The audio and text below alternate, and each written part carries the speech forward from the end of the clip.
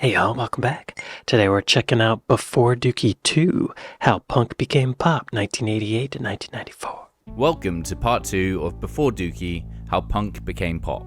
If you haven't seen the first part, the link is in the description. Last time we looked at pop punk's evolution from the Ramones to Husker Du and the Replacements. Right. There were pop influences, goofy covers, and a load of melodic hardcore.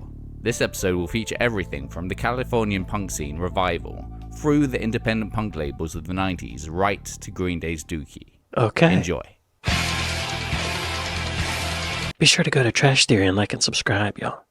Something they mentioned in the first video was that punk went from being this genre that made no money up to 1994 with Green Day's Dookie selling 20 million copies. Big deal. Husker Du was the first punk band that signed to a major label. That was a big deal. Anyway, yeah, just watch. I'm going to assume you've already seen it, really, right? Let's assume that. Okay, 1988, Suffer, song Suffer, Bad Religion.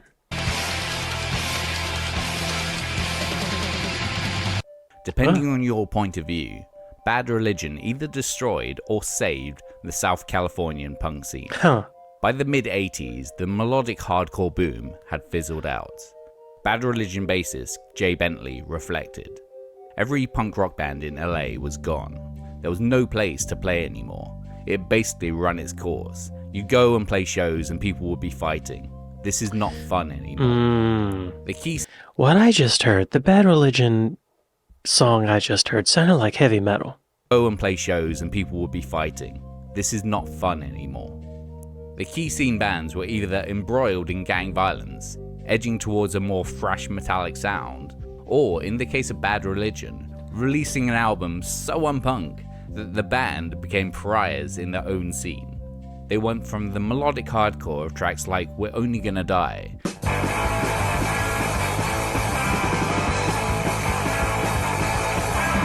to the keyboard-led prog of 1983's Into the Unknown.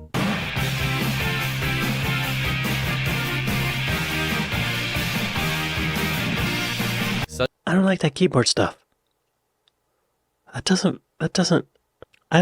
like that 81 stuff better. They were chasing the keyboard fad. You gotta remember, that was 1981 to 83. Everybody was shoehorning keyboards into everything back then, I guess.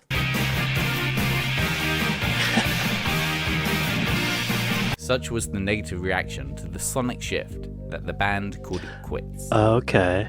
That was then, in 83. In 1986, Bad Religion reformed, shifted back to their original style, newly refined, and created perhaps the most influential punk album of the late 80s, 1988's Suffer.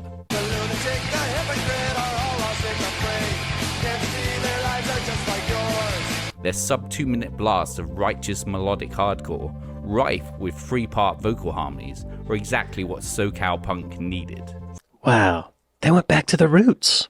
That's great. Said Kerrang in 2006, Suffer is the sound of a genre screwing its head back on straight and concocting a mix of everyman politics, humanitarian beliefs, with combustible indignation. Wow, yeah, they went back to their roots. Bad Religion were punk in the political themes present in their songs. Their music was inspired by their pop-punk forefathers, the band citing Elvis Costello, The Jam, and the Ramones as influences. Suffer revived the stagnating scene. Most SoCal punk that came in the aftermath referred to the record as a genre touchstone. So much so that out-of-the-loop English journalists in the mid-90s thought that Bad Religion were ripping off Green Day and the Offspring instead of the other way round. Wow. On a European tour in 1988, NOFX's Fat Mike was intending on breaking his band up to instead tour as a roadie with Operation Ivy. His plans were abandoned after hearing Suffer for the first time. It was the best thing I'd ever heard. Wow. It was a style of melodic punk rock that walked the perfect line between pop and hardcore. I listened to the tape 10 times that night. I thought that if I tried, maybe I could come close to writing something almost as good. Maybe NOFX deserved another shot. Suffer was also Bad Religion's first record to be released and distributed by guitarist Brett Gowitz's Epitaph label, which soon became the most important record label in 90s punk. Yeah. Whoa. Hey, there he is. Oh, he looks much different now. He has a Wikipedia. An American musician and record producer. Oh yeah, he was in Bad Religion.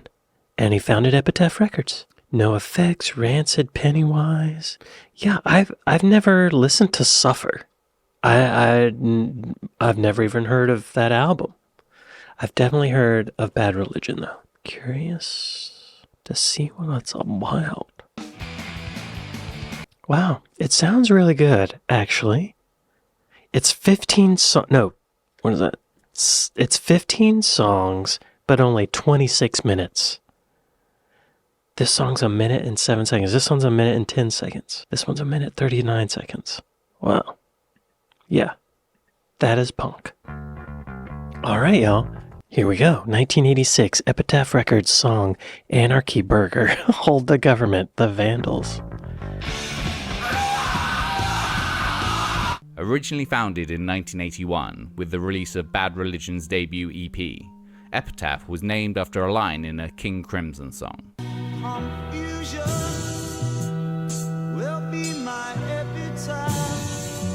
Greg Gaffin said in 97, Epitaph, what a great idea, because Epitaph is in a sense a record of a lifetime. These grooves in the vinyl will be our epitaph. The label had gone bankrupt due to Gewitz's issues with heroin in the mid-80s, having only released Bad Religion's pre-Suffer records, as well as the Vandals' Peace Through Vandalism EP.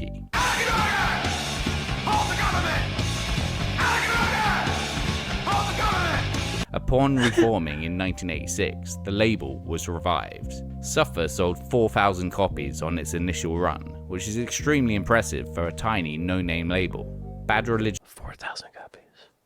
Wow. Religion's follow-up in 1989 sold 12,000 copies. This gave Gewitz capital to sign and release other bands' records, early signings being L7, NOFX, Pennywise, L7, right. and then eventually The Offspring and Rancid. Wow. Wow. So I guess Brett got clean. I guess that's how he did it, right? That's great. I mean, this is things don't usually turn out that way, do they? This is good. 1987 to 89, Lookout Records and 924 Gilman Street. Song Unity, Operation Ivy. Epitaph was not the only independent punk label that would prove influential. Also operating in California was Lookout Records, founded by Larry Livermore in 1987. Livermore was an older generation punk from the San Francisco East Bay area. Having been 30 years old when the first wave of punk rock bands hit California, his label was named after his punk band, The Lookouts.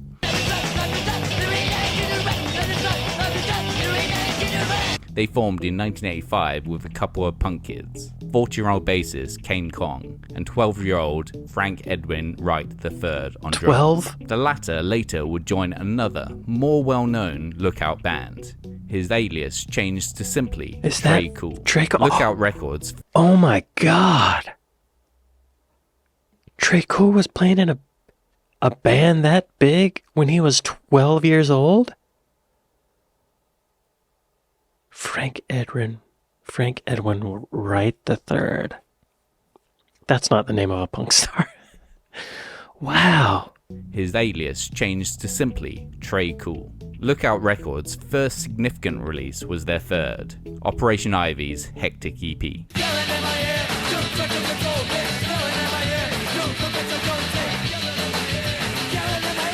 924 Gilman Street was and still is a non-profit, all-ages, collectively organised music club that was home to some of the region's most important up-and-coming punk bands in the late 80s.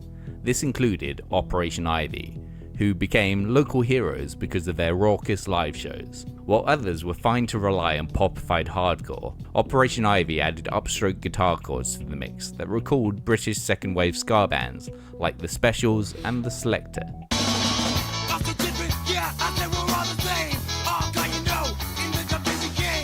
This new style. So upstroke, he means like da, da, da, da. So like ska. Yeah, wow. Okay. This new style was ska punk. As well as being one of the best-selling bands on Lookout Records, Operation Ivy inspired a whole new genre of bands. Sublime, Yeah. No Doubt, Mighty Mighty Boss Stones, and the whole third wave ska revival owe a lot to songs like Unity. Green Day also regularly cover their song Knowledge live.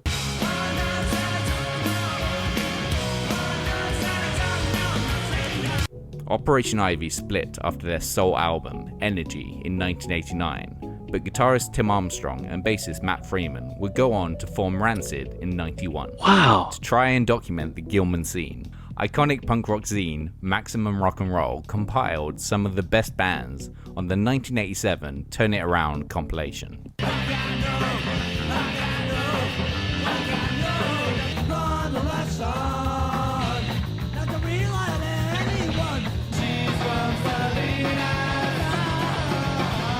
I used to get in a lot of arguments with people who thought that this was no new revolution. To me it was. It was a new thing that grew out of, but was separate from, original punk. It was positive and upbeat and creative, rather than nihilistic and destructive. Wow. In the crowd for a great deal of these shows between 86 and 89 was a teenage Billy There Joe he is. Armstrong and Mike Dirnt, energized by the raw punk rock so much that they needed to take part and formed Sweet Children in 1986. They would later be signed to Lookout and become significantly more well known by another, more ivy-coloured name. Wow. Wait, so the guys in Green Day were in this punk community for like 6 or 7 years before Dookie. Oh my god. Okay. Wow. My mind is blown. Operation Ivy. So Trey Cool was not in Operation Ivy. Okay, he was in the Lookouts, not Operation Ivy. Okay, yeah. Wow. You could even see Billy Joe Armstrong in the audience there, y'all. There he is. Look at him. Was a teenage Billy... Amazing. Okay, 1988 to 93, Screeching Weasel, song guest list, Screeching Weasel. Never heard of Screeching Weasel. Another band that occasionally could be seen at the Gilman Street venue was Chicago's Screeching Weasel. Their It's a good band name. form of pop punk was a hardcore-dominated version of the Ramones, known by most as Ramonescore. Their first album of note was 1988's Boogada Boogada Boogada, its odd title named after the noise a friend of the band would make upon seeing an attractive woman. While in love with the Ramones, Boogada, the boogada, band boogada. weren't too keen on another classic 70s group, as expressed in I Hate Led Zeppelin.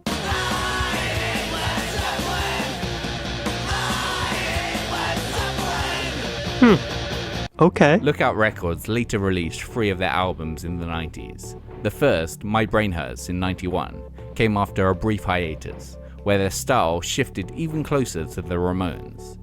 This album includes their classic song, Guest List.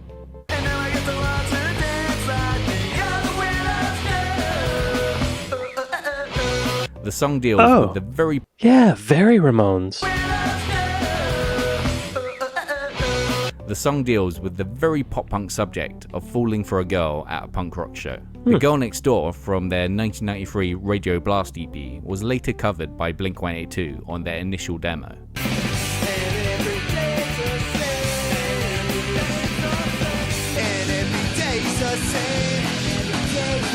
A little quicker. Their early sound, as a whole, roughly aping Screeching Weasel.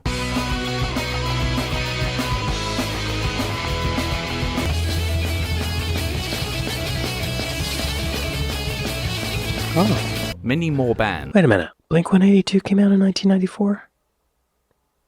I don't remember hearing about them till later, I feel like. Are they the ones that sold 20 million records? Like the Ergs, Teenage Bottle Rocket, the Lillingtons, and even a really young Green Day also took note from their sound. Wow, this is moving quick. 1988, Punk Rock Girl, song Punk Rock Girl. The Dead Milkmen. Yeah. I mentioned them in part 1 of this video, or this pop punk thing, because one of the bands reminded me of the Dead Milkmen. But here we go. Yes. 1988, Punk Rock. Oh yeah, I read it.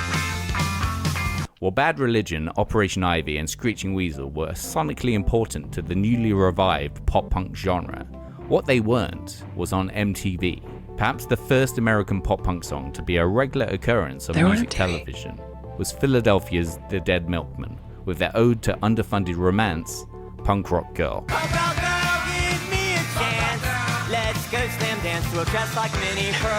The song follows a date with the increasingly riotous antics of the titular punk rock girl, which concludes with her stealing a car. There's also some not so subtle satire in the fact that the girl is no poor kid from the streets, but a rich suburban teen touristing within punk rebellion. But if the Dead Milkmen could put punk rock on MTV, perhaps it wouldn't be impossible for it to happen again. Oh. I didn't know the Dead Milkmen were on MTV. I didn't have MTV in 1988. But I had their tape. It was called Big Lizard in My Backyard, I think. And it had the song Bitchin' Camaro on it. Bitchin' Camaro, my parents bought me a bitchin' Camaro. I'm sure you've heard it. 1991, Nevermind. Song Smells Like Teen Spirit, Nevermind. Nirvana. The most significant event in bringing pop-punk to a commercially practical level in the 90s was Nirvana and their zeitgeist-altering album, Nevermind. While not a pop-punk band in the same way as Green Day or the Offspring, Nirvana had similar influences, including Husker Du, The Replacements, and Buzzcocks. While the songs were pop-catchy and rock impactful, what made Nevermind stand out and appeal in a way that, for a punk rock band, previously wasn't possible was its glossy, Butch Vig production. Vocals weren't buried under layers of distortion. The guitars crunched and shone, while the drums sounded epic. As Kurt Cobain stated in the 1993 book, Come As You Are, looking back on the production of Nevermind, I'm embarrassed by it now. It's closer to a Motley Crue record than it is a punk rock record. It is.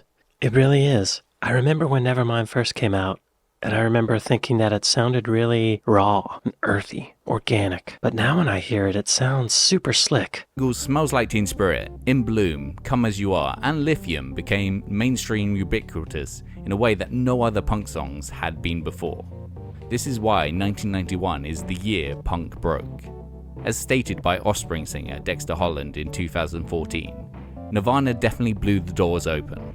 All of a sudden you were seeing Smells Like Teen Spirit on MTV, and that video looks like a punk rock show. It looked like when we played Gilman Street in Berkeley. It made everything kind of seem possible.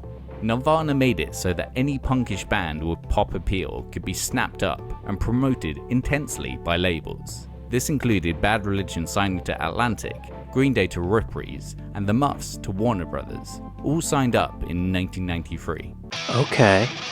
Yeah, I don't think of Nirvana as a punk band, but I mean, they're kind of similar. It's like punk with slower tempos, right? 1992 to 94, NOFX and Fat Wreck Records. Song Linoleum, NOFX. NOFX frontman Michael Fat Mike Burkett has stated that 1989's S&M Airlines was their first real album, their first release through Epitaph, that grasped at a more Suffer-inspired direction. By 1992's White Trash, Two Hebes in a Bean. Did he say Suffer-inspired? Oh, that album Suffer. Okay, right. I thought he meant, like, suffering in general. Suffer-inspired direction. By 1992's White Trash, Two Hebes in a Bean, they had hit their stride with their own brand of humorous melodic punk. White Trash, Two Hebes in a Bean?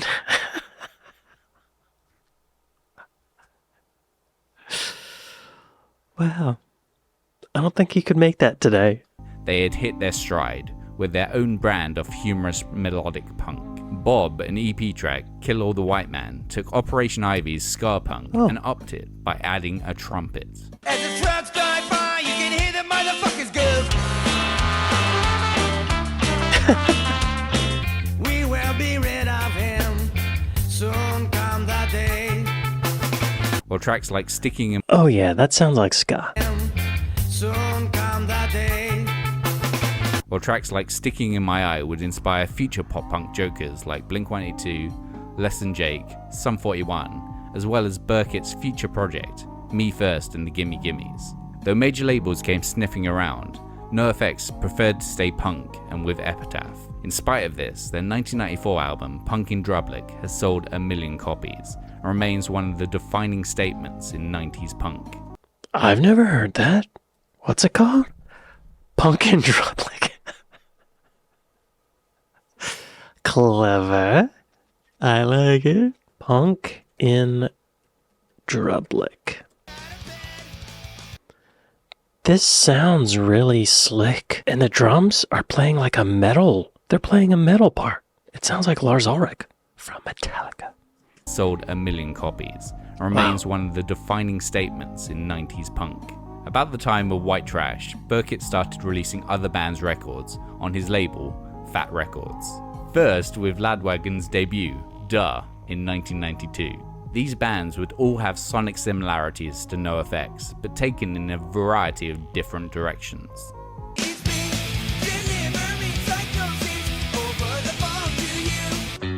A message to you, Rudy. Fuck you, Rudy!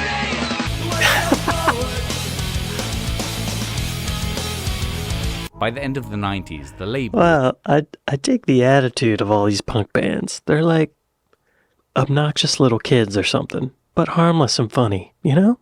It's endearing. These punks. By the end of the 90s, the label was selling over 1 million records per year. Nice. Probably the most important release by Fat Records for the burgeoning pop-punk movement was Disconnected by Face to Face. I haven't heard this. Originally on the Doctor Strange Records release Don't Turn Back in 92, Fat Wreck remixed and released the song as a single, which was quickly playlisted by K-Rock. In no short time, Disconnected became an alt-rock radio mega hit and kick-started the pop-punk gold rush in earnest. I'm sorry, what song? Disconnected? I've never heard that. Show me your Apple Music. Disconnected. That's kind of a general title. I wonder if... There it is. Huh, what year? 92. There's a lot of reverb on that vocal. It doesn't sound like 1992. Oh, 93. I didn't listen to the remix, did I? How do I get to the remix? It's not on Apple Music. Remix sounds better. Okay. 1992 to 95, Jawbreaker. Song, Chesterfield King, Jawbreaker. I have heard of Jawbreaker. New York's Jawbreaker moved to the San Francisco Bay Area after their second album Bivouac in 92, due to their tracks like Chesterfield King becoming very popular within the Gilman scene. I took my car and drove it down the hill by your house. I drove so fast. They stood out, were college educated, and referenced beat poets in their songs. Said future Green Day guitarist Jason White. They're really smart, and I think people were sometimes scared to approach them because they seemed like this sort of smart guy band or whatever. And they weren't overly punk rock aesthetically. They had their own style. Their songs were more literate than their contemporaries, but maintaining that melodic bend. The early part of their career was also signified by singer Blake Schwarzenbach's hoarse but powerful vocal delivery.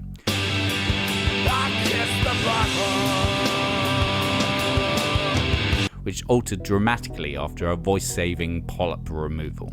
Said Schwarzenbach, it was 2 octaves higher. I just had like no grit. It was a pretty unwieldy instrument, and I had to break it back into what I knew is my voice.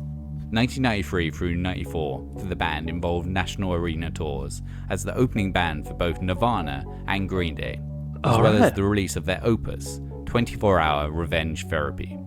Due to the tours, the Gilman punks had started to see Jawbreaker as sellouts, which confused the band, despite being written months before they started to face criticism from the scene. The track Boxcar on Revenge Therapy, and particularly its opening lyrics, perfectly sum up pop punk's apathy towards punker-than-thou types.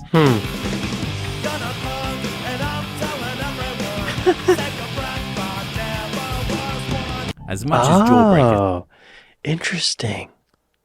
Yeah, I remember after Green Day got big, they were rejected by the punk scene. I remember hearing about that. And I was surprised. I thought people would be proud of them. But no, they were not. As much as Jawbreaker sounded like pop punks, there was just as much influence from the Replacements and REM. Despite this, they quickly became heralded as a potential next Green Day, and were signed to DGC Records for their 1995 Dear You album. They split soon after, but influenced the more emo-tinged pop punks in their wake, including Alkaline Trio, Saves the Day, The Get Up Kids, and Fall Out Boy. Okay. Wow. Yeah, I've heard of Jawbreaker, but I don't recognize any of their songs. Maybe I'm thinking of The Candy. That polyp thing on the vocal cords is pretty common.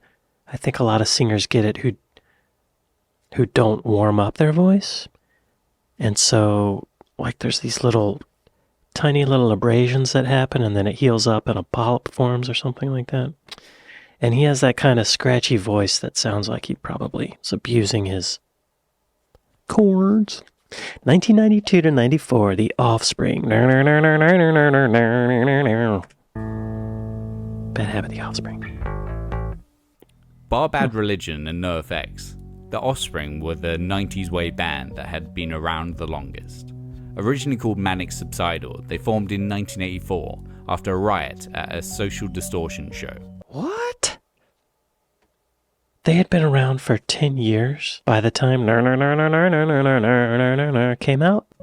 By 1992, they had been signed to Epitaph, and their second album, Ignition, was gaining them small-time local success. Their next album, Smash, would be their breakout release. I recognize that album. Recorded for $20,000, the songs were more complex and melodic than their previous punk rock releases. From the Middle Eastern or Agent Orange riffage of Come Out and Play,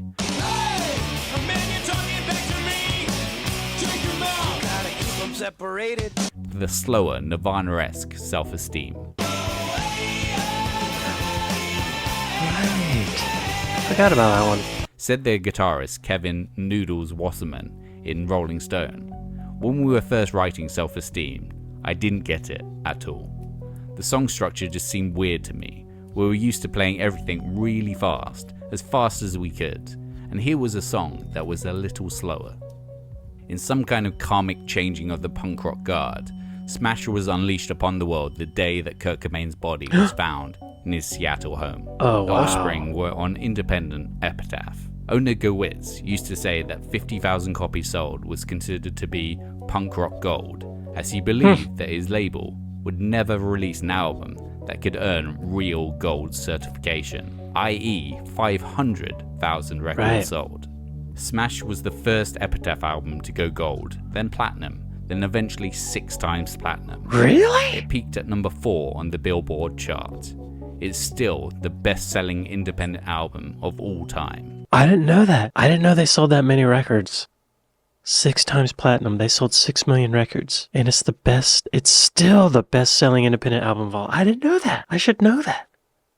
I want the best-selling independent album of all time. Congrats, Offspring. You did it. You did it. Up until that moment, I didn't really think any of our bands would truly break through. We had some groups on Epitaph that were bigger than others, but none of them had ever crossed over into mainstream acceptance. Not even close. What the Offspring did was leapfrog over everybody. That's amazing. But with success came a backlash. Though the Offspring had built themselves up with over a decade of punk rock toil, no the cred. punk rock community was quick to turn their backs on the band. Yeah. Said Holland in 2014. Isn't it ironic? You start a punk band because you feel like you're being ostracized. Yeah. Then your punk band gets big and you get ostracized again. Interesting. Yeah. Wow. Huh. That's the conundrum. That's the paradox. Punks want to stick it to the man, but then eventually you become the man if you do it well enough. And then it gets stuck to you.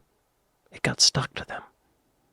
1992 to 94, Green Day. Song 2,000 Light Years Away, Green Day.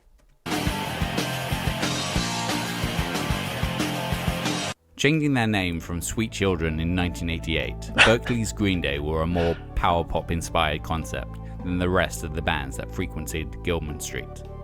By 1992's Kerplunk album, their second, Green Day were at a level where they were selling out club-sized venues on both sides of the US.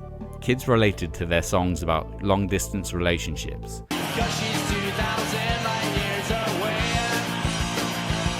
shitty living situations, and classic American literature.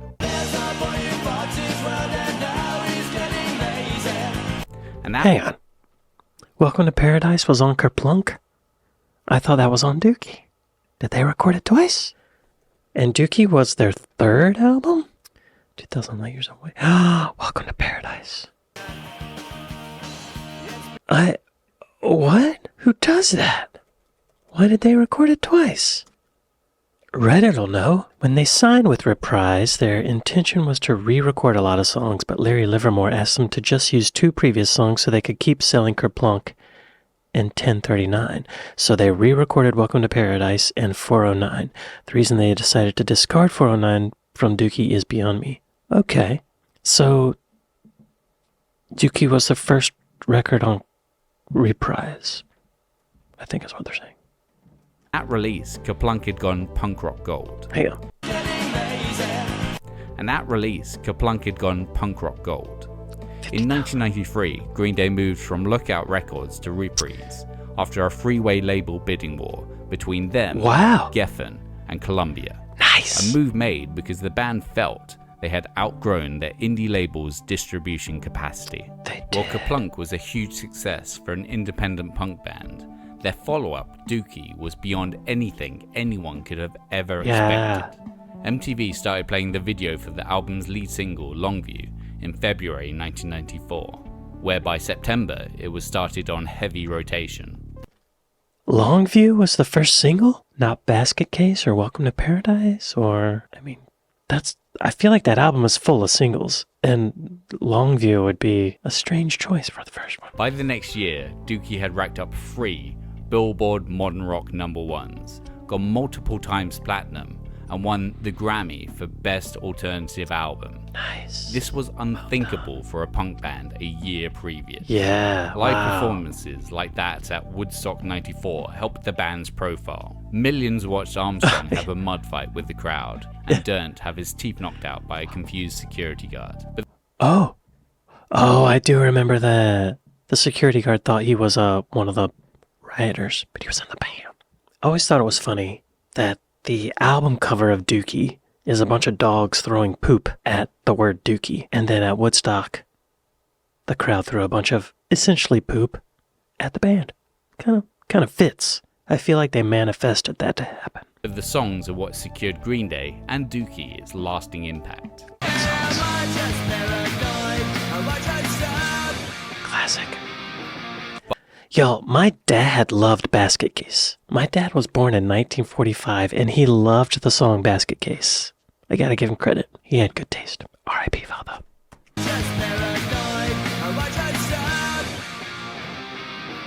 Basket Case was the big hit, but Longview, with its acid-fried walking bass line, personalized Gen X apathy in a way that spoke directly to the nation's youth.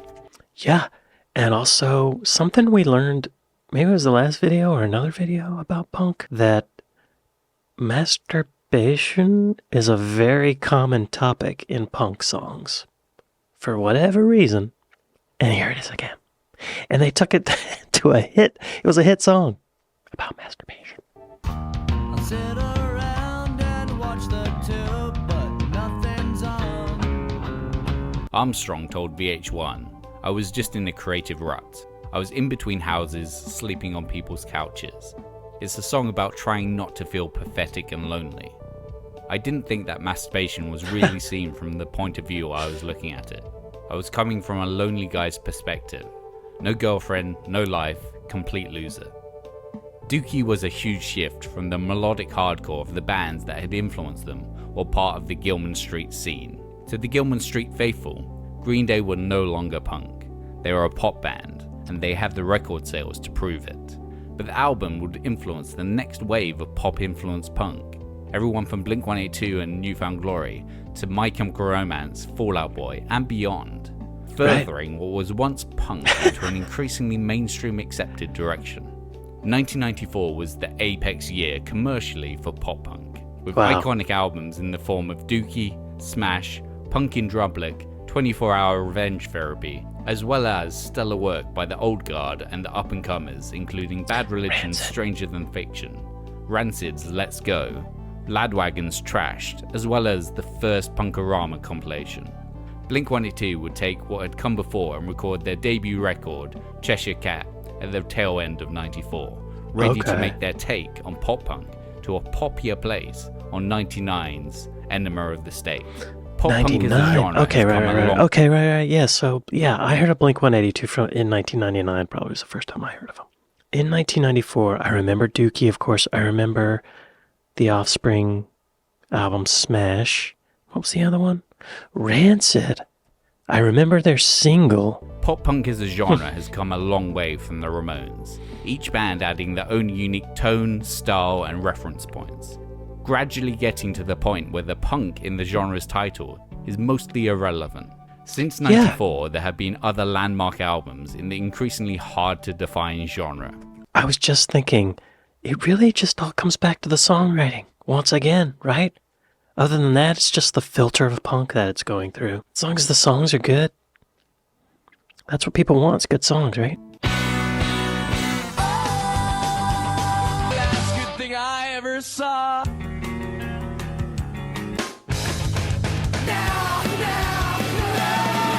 Makes me shiver, it makes me shake. Seems that broken hearted love songs are what I'm all about. I'm 2 quarters and a heart down. She caught him by the mouth. Jesus Christ! She says I need to grow up! And many, many more. But wow. When they're all smashed together like that, it really makes it seem like maybe there's too much punk. That can't be, though. Wow. They all sound so similar, too. none of them have anywhere near the cultural, commercial, or historic impact as Green Day's Dookie, and it's doubtful that any other pop-punk album ever will again. Wow. Thanks for watching. Who did I inevitably miss out? Like, comment, and subscribe. If you enjoy my work and want to keep on seeing videos on a semi-regular basis, maybe think about kicking a couple of dollars over on the Trash Theory Patreon. Y'all be sure to go to Trash Theory and like and subscribe. That's interesting. Punk became pop. It really did. I've totally forgotten about all those bands in the 2000s that were essentially punk, but I didn't even think of them like that at the time. I worked with a bunch of rock bands in the 2000s that were punk, but I didn't see them as punk. I saw them as just a rock band, but they were punk, but also pop. This video might be leaving me more confused than I was before I saw it. Yeah, I think it all just comes down to good songwriting, you know? A well-written song will work in any genre. That's my takeaway. What was that Rancid song? Show me your nipple music. Rancid. What was that song? Ruby Soho.